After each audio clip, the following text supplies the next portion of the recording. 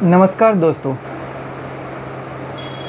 कल final result के बारे में जब बताया, साथ में मैंने कल व्हाट्सएप नंबर भी शेयर किया था। बहुत सारे लोग, आप में से कई लोग मैसेज किए, बहुत सारे मैसेज आए और मैंने कोशिश किया, मैं जितना कर सकता था मैंने रिप्लाई भी किया, पर मैं सभी लोगों को नहीं कर पाया। तो इस वीडियो में मैं 3 सबसे ज़्यादा आप लोगों के द्वारा पूछे जा रहे जो क्वेश्चन हैं उसके जवाब मैं आपको देने जा रहा हूँ। और इस वीडियो को देखने के बाद आपके सामने जो ये पूरा प्रोसेस है ये काफ़ी क्लियर हो के आपके सामने आ जाएगा कि कैसे कैसे मेरे साथ क्या क्या हुआ।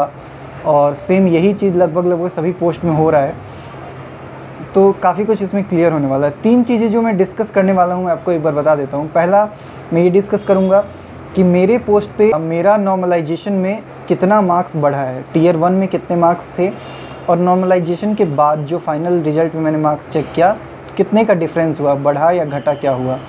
इसके साथ साथ मेरे और भी कई दोस्त जो मेरे पोस्ट कोड पे सिलेक्ट हुए हैं उन लोगों का नॉर्मलाइजेशन का क्या इफ़ेक्ट रहा, पहले तो मैं ये डिस्कस करूँगा। दूसरा, आपको दिखाऊंगा जो आपके द्वारा पूछे जा रहे सवाल है उसका कि टीयर 1 में क्या कट ऑफ था और final cut off category wise कितना इंक्रीज हुआ या क्या हुआ, वो मैं इसमें बताने वाला हूँ आपको। और तीसरा कि कब किस टाइम पे मेरा जो पोस्ट है उसका रिज़ल्ट का जो रिपोर्ट है वो हेडक्वार्टर भेजा गया और कितने टाइम के अंदर अप्रूवल मिला, अप्रूवल मिलने के कितने टाइम के बाद हमने नॉमिनेशन लिस्ट को वेबसाइट पे देख लिया। ये 3 इम्पॉर्टेंट चीज़ जो सबसे ज़्यादा आप लोग पूछे हैं ये मैं इस वीडियो में डिस्कस करने वाला हूँ। तो बिना किसी देरी के हम शुरू करते हैं। आप सबसे पहले चैनल को सब्सक्राइब कर लीजिएगा, उसके बाद ही यहाँ से जाइएगा। वीडियो अगर पसंद आता है तब इसको लाइक करिएगा और अपने दोस्तों के साथ आप शेयर भी कर सकते हैं। सबसे पहले हम बात कर लेते हैं दोस्तों नॉर्मलाइजेशन की। 15 तारीख और 16 तारीख 2 डेट में 2019 में ये सिलेक्शन पोस्ट फेज़ 7 का एग्ज़ाम कंडक्ट कराया गया था।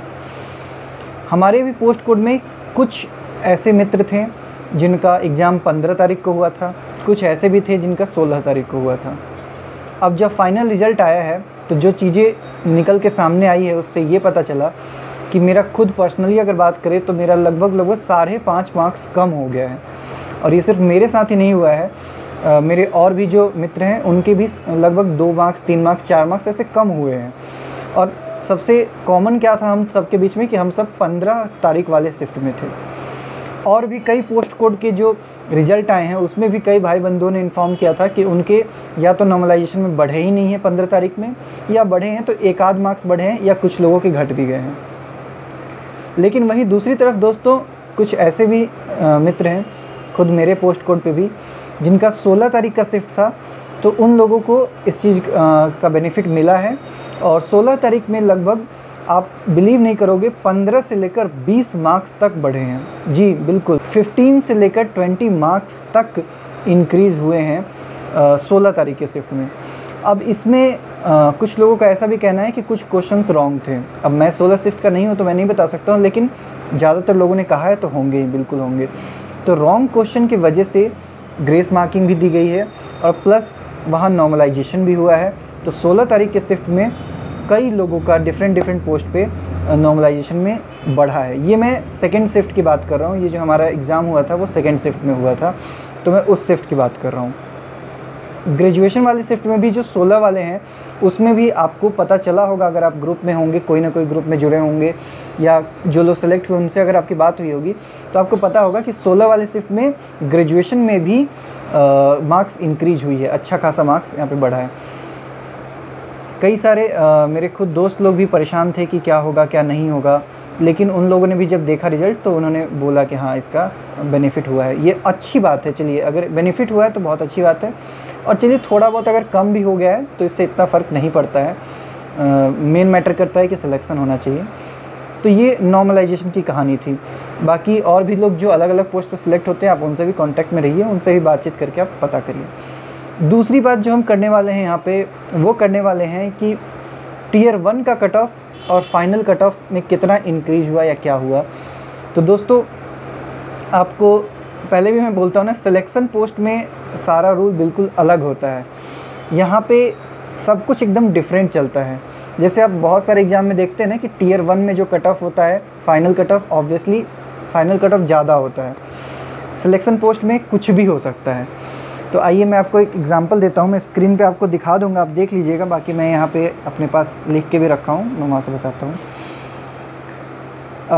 हमारे इस पोस्ट कोड पे WR 12719 पे जो टीयर 1 क्वालिफाई किए थे वो 265 स्टूडेंट्स क्वालिफाई किए थे, जिसमें जनरल में 120 स्टूडेंट थे, OBC में 75, SC में 60 और ST में 20 स्टूडेंट थे जिन्होंने रिटन एग्ज़ाम क्लियर किया था।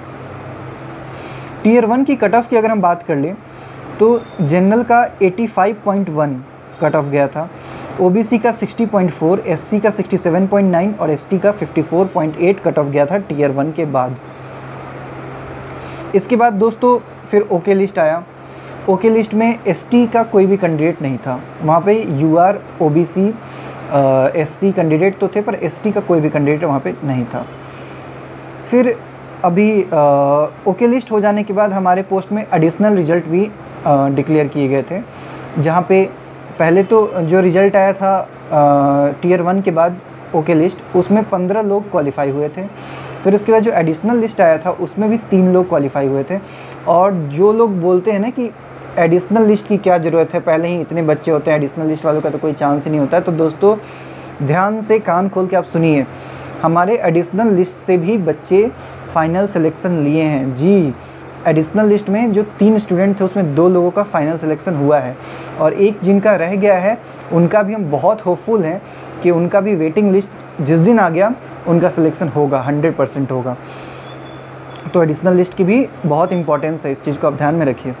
तो दोस्तों अगर फाइनल कट ऑफ की हम बात करें तो फाइनल कट ऑफ जो जनरल का गया वो 71.0 मतलब 71 मार्क्स के आसपास गया फाइनल कट ऑफ, ये नॉर्मलाइज्ड मार्क्स हैं, ठीक है।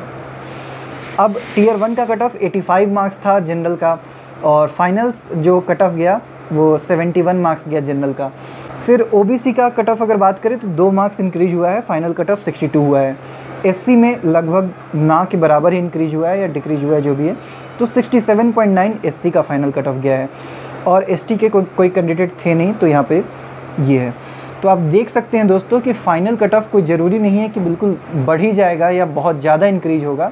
फाइनल कट ऑफ और टीयर 1 के कट ऑफ में ऐसा भी हो सकता है कि बहुत ज़्यादा डिफरेंस ना हो।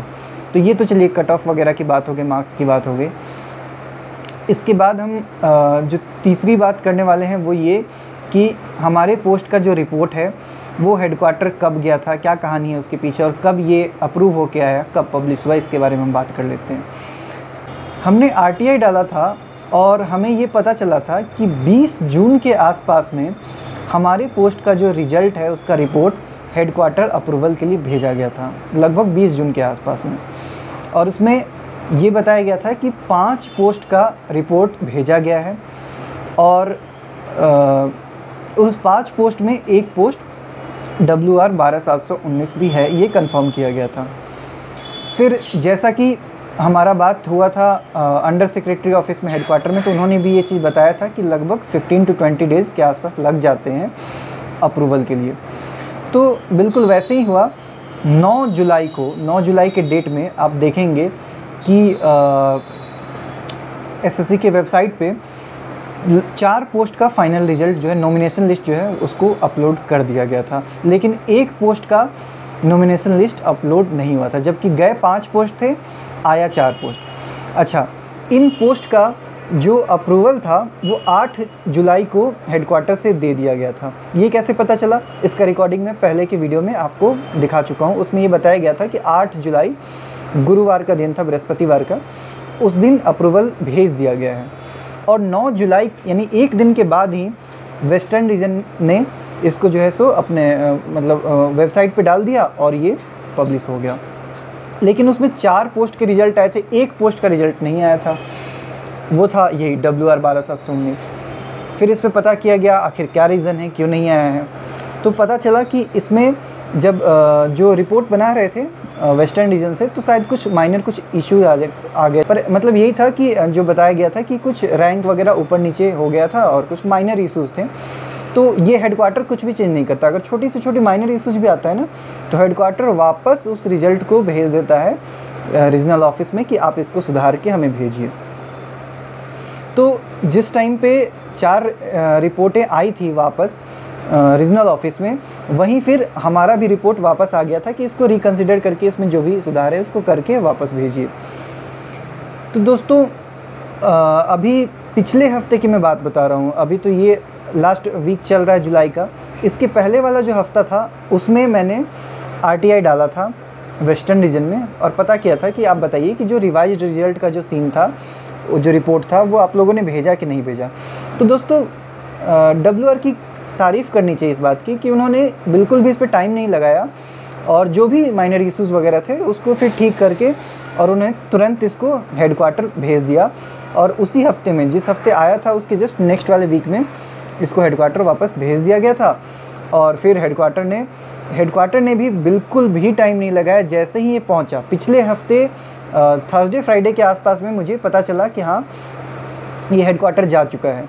और इस हफ्ते आप देखेंगे कि कल वेंसडे को जो ये रिपोर्ट जो नॉमिनेशन लिस्ट आया, इससे एक दिन पहले ट्यूसडे को RTI में ये बता दिया गया था कि आज आपके पोस्ट का अप्रूवल आ चुका है WR ऑफिस में। ये चीज़ ट्यूसडे को ही बता दिया गया था कि इसका जो अप्रूवल है वो रिसीव हो गया है।